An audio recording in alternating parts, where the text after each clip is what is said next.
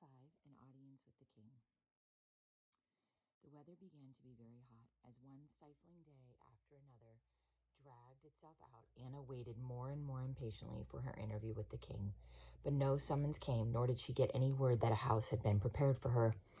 Morning and evening, she and Louis strolled in the garden or out to the river's edge.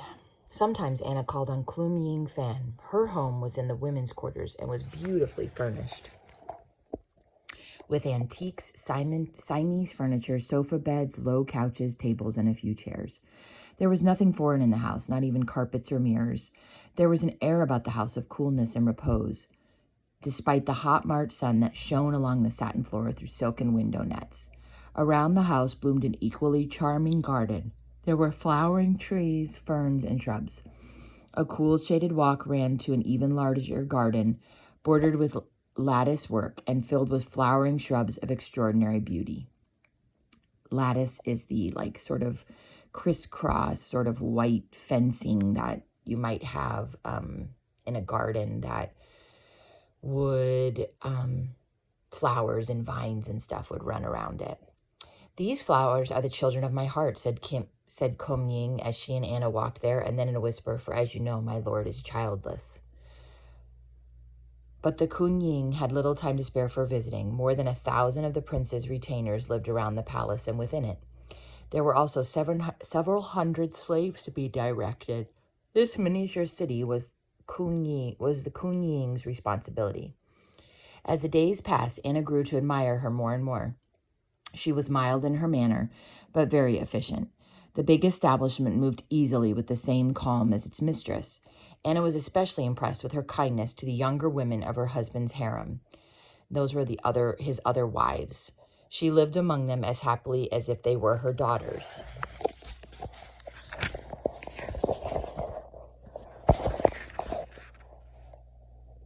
She shared their confidence and comforted their sorrows and pleaded their cause with her lord and theirs. She even managed to exercise a cautious influence over the Kralahome himself, in spite of his cold and unyielding appearance. On the fateful afternoon of April 3, Anna dressed with special care. Over her mauve muslin dress, she wore a black lace shawl from the India days. After several weeks of negotiations with the Kralahome, it had been decided that she should be presented at court by Captain John Bush, the harbor master. With her best bonnet framing the smooth brown curls around her face, Anna waited with Louis, who had refused to stay behind. Scrubbed, groomed, and wearing his best jacket, he was ready to accompany his mother. Promptly at 5 o'clock, Captain Bush arrived, puffing a little in his high-neck suit, but ready and cheerful as always. The little party moved out of the canal and across the street in the boat. Louis, miserable in the unrelenting heat, was silent. Once he leaned against his mother and whispered, "Mama, I'm afraid of the king." "There's nothing to be afraid of, dear," she whispered back, willing herself to believe it. "You've never even seen him."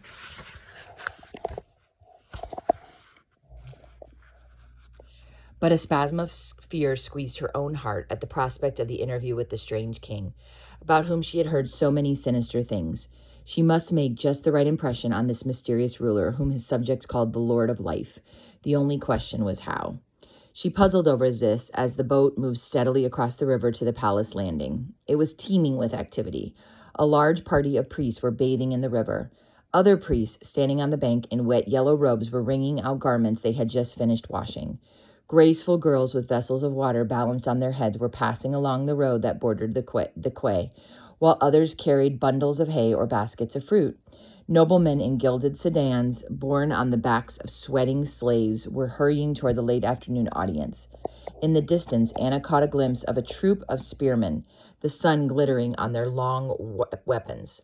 Captain Bush, Anna, and Louis climbed out of the boat and walked through the covered gangway of the landing to a clean brick road, which took them away from the river and down a narrow street bounded on either side by high brick walls.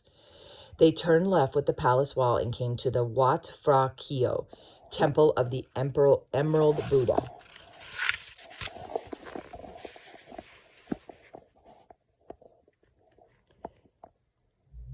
Most fabulous of all the gorgeous temples of Siam and the king's private chapel. Beyond the temple, they passed into a paved courtyard. The fantastic roofs of palaces and still more temples, soaring tier on tier, sparkled and gleamed. A short walk brought them to the Amarand Palace. They paused uncertainly at the entrance, but there was no one waiting to guide them, so they walked in unescorted. They passed through several antechambers until they came to the audience hall itself. A flood of late afternoon sunlight swept through the spacious hall from high windows upon a throng of noblemen dressed in gold-encrusted silks of various colors. All were crouched on their elbows and knees with their heads down, facing the golden throne of the far end, at the far end. On it sat the king. He was of medium height and very thin, dressed in what seemed to be cloth of gold. As he sat cross-legged and motionless, he appeared to have been carved of a piece of the glittering throne. The little group on the steps waited and watched for perhaps 5 minutes, but when it appeared that no one intended to pay the slightest attention, Anna whispered to Captain Bush, "Please do present us at once. Louis is beginning to be quite tired and hungry." "Better to wait, ma'am," said Captain Bush. But Anna's patience was exhausted. She shook Captain Bush by the arm, and together they mounted the steps with Louis, entering the hall unannounced. Ranged on the deep red carpet were the prostrate, mute, motionless forms of hundreds of courtiers and noblemen. The king caught sight of them at once. He sprang to his feet and advanced rapidly down the length of the hall. Who, he demanded. When he reached them, Captain Bush, on his knees like the other courtiers, said, "Your Majesty, the new English governess, Mrs. Anna Harriet Leonowens, and her son Louis." Anna curtsied deeply and then balanced herself as best she could with bent knees in the frog-like position she had been told would be acceptable.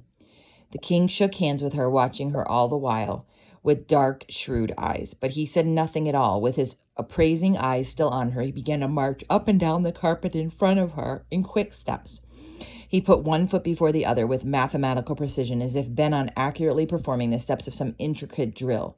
His feet were encased in gold slippers turned up at the toe, encrusted with gems that reflected little gleams of light as he moved. Captain Bush whispered out of the corner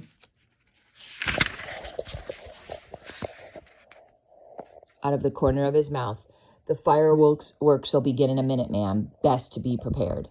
Suddenly the king took one long final stride and brought himself to a halt exactly in front of Anna at a distance of 3 feet. He stretched his arm at full length and pointed his forefinger at her nose. "How old shall you be?" he asked. Anna was completely taken by surprise. In all her worrying over this interview, she had never imagined it beginning like this. She was hardly able to suppress a smile. Yet she was annoyed, too, at the prospect of a cross-examination into her private life in front of hundreds of kneeling men. Such personal questions should have been asked before she was employed or in private. Still, she did not wish to offend the king. She thought quickly and answered demurely, 150 years old, sire." The pointing hand dropped. Surprised and puzzled, the king resumed his march back and forth, in quick, even steps. His jet eyes scrutinized her face, then lit up with understanding. He coughed, laughed, coughed, and returned to the attack. "In what year were you born?" With a grave and serious expression, she replied, "I was born in 1712, Your Majesty." The expression on the king's face was indescribably funny. Captain Bush, who had begun to rumble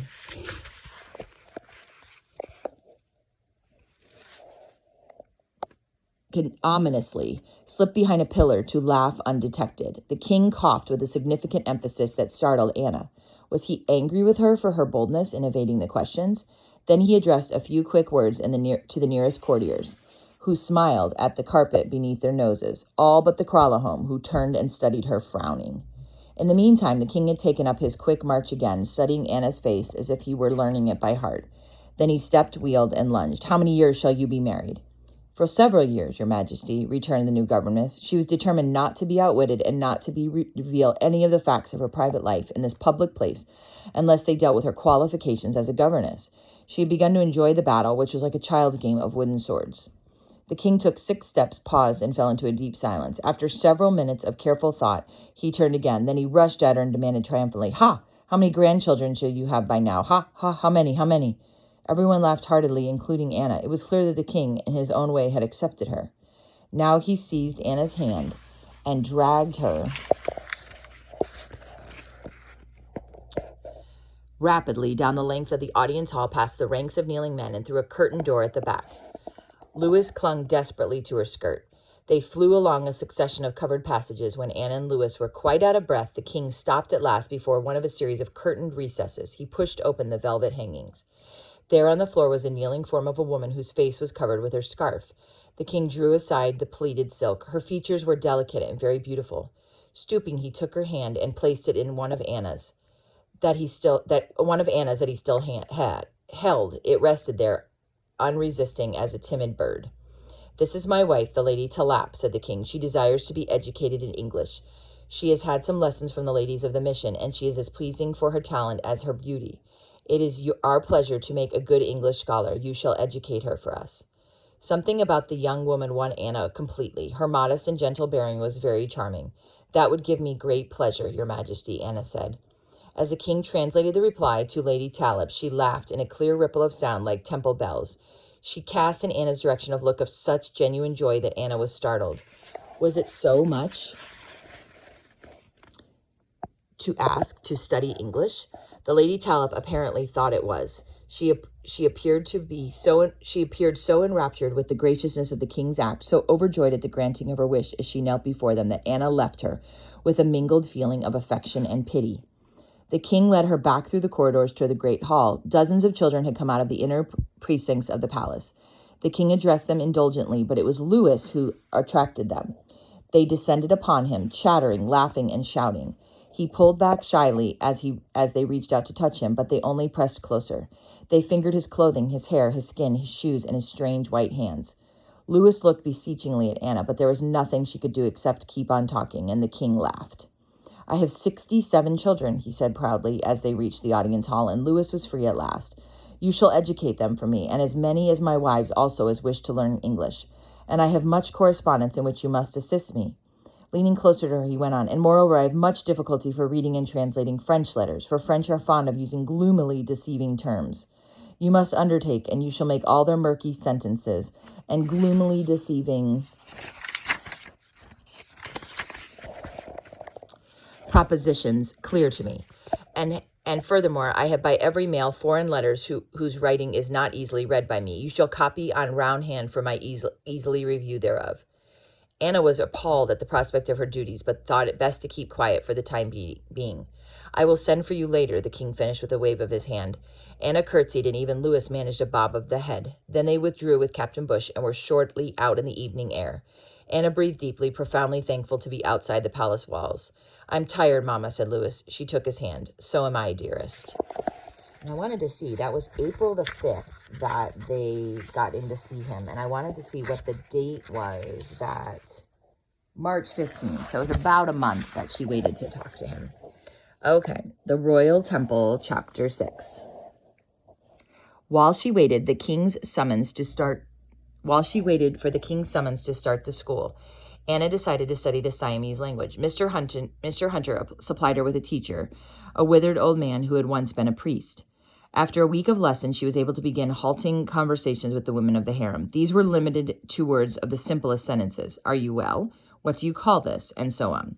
The women entered into the new game with enthusiasm. They told her the names of all the objects in her room, and she pronounced the words after them.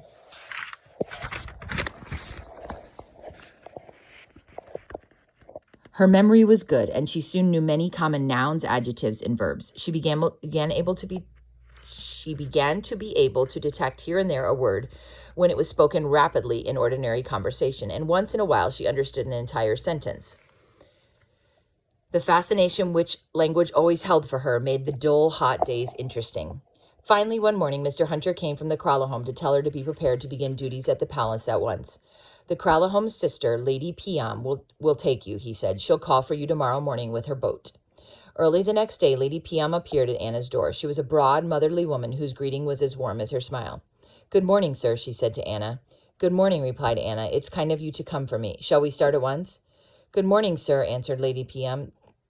Taking this to mean yes, Anna put on her cloak. So that's the only phrase she knows is "good morning, sir." Taking this to mean yes, Anna put on her cloak, bonnet, and gloves, and Louis, who'd insisted on coming along, put on his hat and picked up his school books. Calling goodbye to Bibi, he followed Anna and Lady Piam. After the party was seated in the covered basket boat, Lady Piam caught sight of Louis's books and picked one up with interest. When in turning over the pages she came upon the alphabet, she gave Anna a look of pleased surprise and started to say the letters, pointing at each with her finger. Anna helped her, and for a while she seemed gratified and amused, but a short time later she closed the book abruptly and offered Anna her plump hand, saying, "Good morning, sir." Anna replied, "Good morning," and after a moment's thought added, "Sir." The boat proceeded in a leisurely fashion up the river, landing at an ancient, dilapidated pavilion that jutted into the water. They went through several covered passages to a barrier guarded by Amazons. These were strongly built women, a little taller than Anna, with very short hair, which was the usual style of the country. They wore tight-fitting jackets of scarlet buttoned to the neck, with sashes tied diagonally across their chests. Their lower garments were a sort of plaid that reminded Anna of kilts. Lady Piam was evidently well known to them, for they threw open the door quickly and then squatted with their hands folded before their faces until she and the party had passed. A hot walk of 20 minutes brought the party to the inner wall, which shut off the harem, called the inside, from the rest of the palace guards. A strange oval door of polished brass opened noisily to admit them to the courtyard.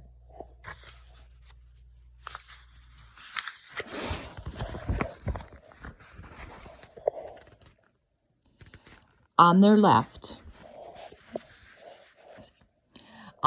were several lofty temples set among groves of old trees. On their right was a long, dim gallery. The floor of the open pavilion on which they walked was marble. The shade from the trees and the coolness of the room were a relief after the heat of the day. A number of women lounging in and around the pavilion started up to greet Lady Piam. When the formalities were over, they all fell into animated conversation. Children sat or sprawled upon the marble floor. Babies slept or played in the arms of their nurses. Almost immediately, slaves appeared with silver trays. They were covered with scarlet netting stretched over light frames of bamboo in the shape of beehives. After the beehives were removed, Anna saw that the trays were filled with strange and appetizing foods. Anna would have liked to try them, but no forks or spoons were provided, and she could not bring herself to use her fingers as the others did. She and Louis had to content themselves with oranges. When Anna and Louis began to peel the fruit, the children came close to watch. They laughed and pointed and talked, though she and Louis could not imagine what was so odd about the way they were eating. Later, she learned that the Siamese peeled all fruit with the knife pointed away from themselves and considered foreigners indescribably foolish for cutting towards their own thumbs. The children were attractive, with soft brown skin, liquid brown eyes, and well-formed bodies. But when Anna had finished her orange and held out her hand to them, they drew away. Soon Lady Tallop, who had so charmed Anna at their first meeting, appeared. After saluting the sister of the Kralahome with great respect and talking with her for a few minutes, she beckoned to Anna, smiling with the sudden sweetness that distinguished her from the other women. Anna got up and went over to her. As she sat down beside the pretty, relaxed figure, Lady Tallop said in quiet, clear English, "I am very glad to see you. It's a long time I not see. Why, you come so late?" To all of which she apparently expected no reply. Anna replied with several simple sentences, but Lady Tallop shook her head, laughing. They sat together as the day wore on till noon. Some went out, others came. The children continued to play. Anna felt as if she had fallen into an enchanted world out of an old fairy tale.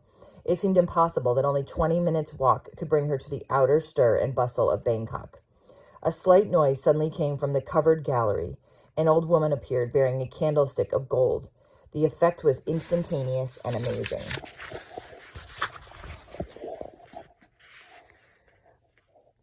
All the drowsy laziness of the afternoon vanished. Lady Tallop started to her feet and fled. The other women and even most of the children followed suit. Okay, hold on. Sorry, I gotta get this in focus. Anna was left alone with the Kralahome sister and her attendants and Louis, who was sleeping comfortably in his mother's lap. It was easy to guess that the king was in some way connected with the candles. Later, when she understood the customs of palace life, Anna learned that the candlestick was the offering the king sent to the Chapel Royale of Wat Phra Keogh as soon as he awakened from his nap, and it meant that his appearance was imminent. In a few minutes, a straggling procession began to move past, hundreds of women and children all walking quietly in one direction. Anna began to feel uneasy. All this hushed and careful bustle made her uneasy. She determined to take up with the king personally the question of a house. He had promised her a brick house in his letter, but as the Kralahome had said on that first unforgetful night, His Majesty cannot remember everything. Perhaps he needed to be reminded.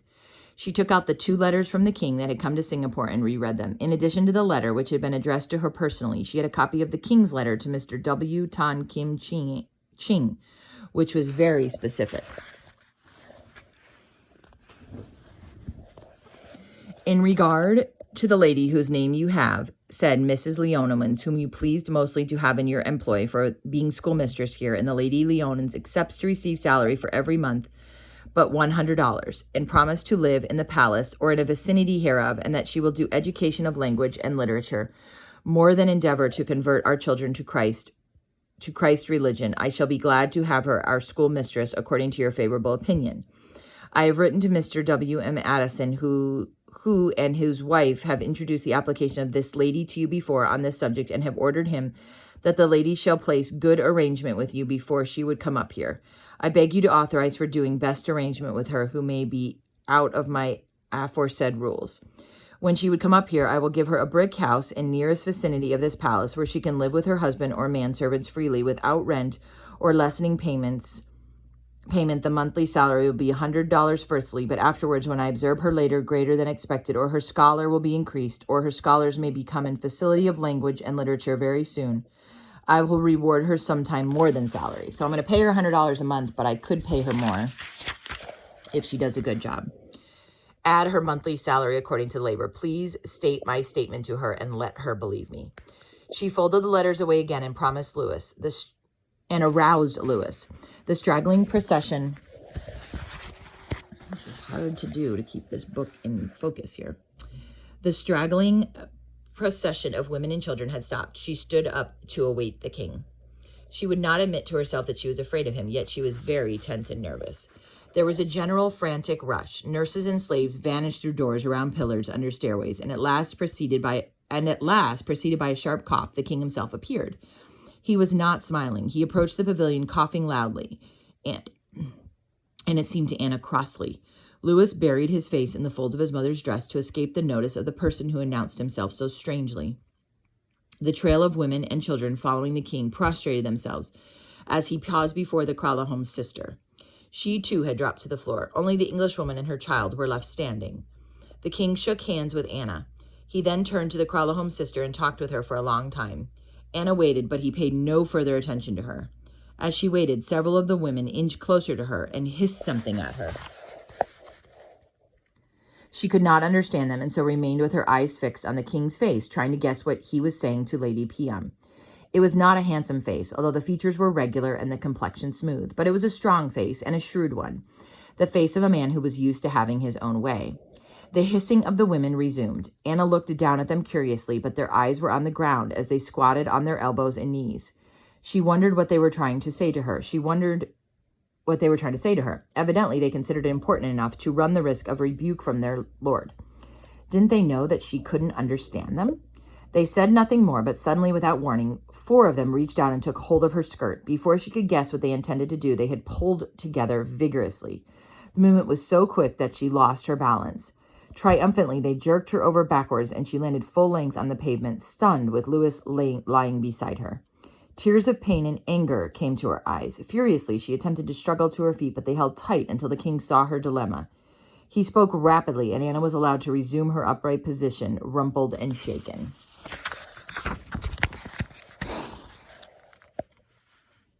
They not understand English custom of standing in presence of royalty, said the king, as Anna tried to smooth her dress and soothe Lewis. The king spoke to the women, and again they crawled backward a little and left Anna alone on a small open space.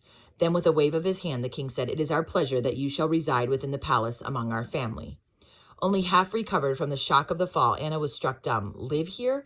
How could she live here? She could have no privacy and no freedom to come and go. Every gate was guarded, and every movement of those within watched. She wanted a home, not only for herself, but also for Lewis. She closed her trembling lips firmly, and she could never live here. Never, she decided. She would never consent. "Your Majesty," she said with a quietness she did not feel, "it is impossible for me to live here. I shall be happy to work here during the school day, but I need a home outside the palace where I can go when my duties are done. I should feel like a prisoner when the palace gates are shut in the evening." The king looked at her suspiciously. "Where do you go every evening?" "Not anywhere, Your Majesty," she replied indignantly. "I'm a stranger here." "Then why shall you object to the gates being shut?" "I hardly know," she answered slowly, "but I beg Your Majesty to remember that in your gracious letter you promised me a brick residence adjoining the palace, not within it.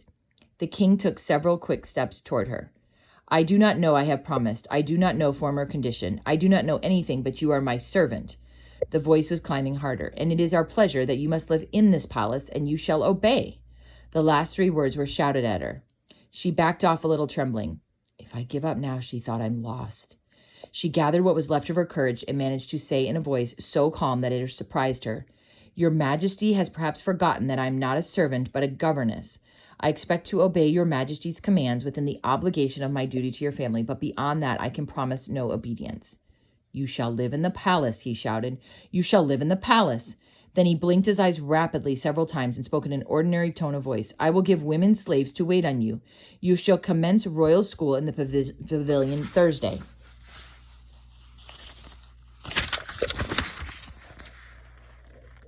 Thursday next.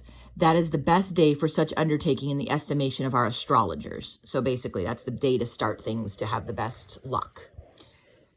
Anna drew a deep breath. Slaves. If he knew how she hated slavery and how she would do everything in her power to destroy, he would not think she could be won over with a few pitiful human beings.